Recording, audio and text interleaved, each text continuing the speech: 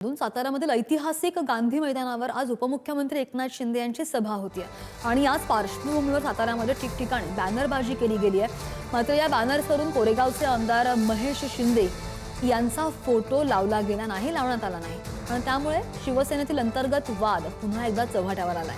सातारा जिल्हा परिषद अध्यक्ष निवडणुकीमधील राड्यानंतर शिवसेनेमध्ये अंतर्गत कलह सुरू असल्याचं समोर आलंय। आमदार महेश शिंदेंचा फोटो बॅनरवरून गायब आहे। शिंदेंच्या स्वागताचे बॅनर्स लागलेले आहेत, मात्र महेश शिंदेंचा फोटो बॅनरवरून वगळल्यानं चर्चांना बरंच उधाण आलेलं आहे। अंतर्गत कलह पुन्हा एकदा समोर आल्याचं पाहायला मिळतंय। राज्याचे उपमुख्यमंत्री एकनाथ शिंदे हे सातारा जिल्हा दौऱ्यावर आहेत।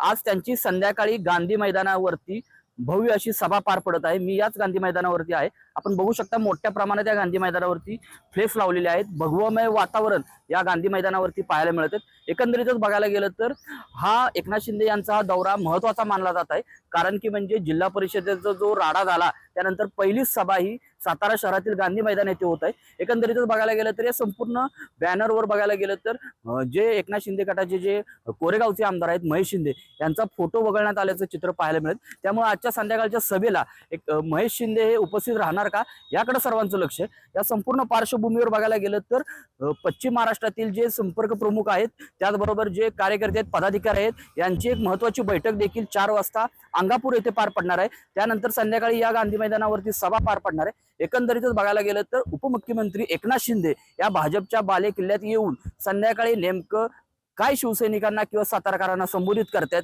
हे देखील पाहणं आता महत्त्वाचं आहे। कॅमेरामॅन ओंकारसह मी साई सावंत, पुढारी न्यूज, सातारा।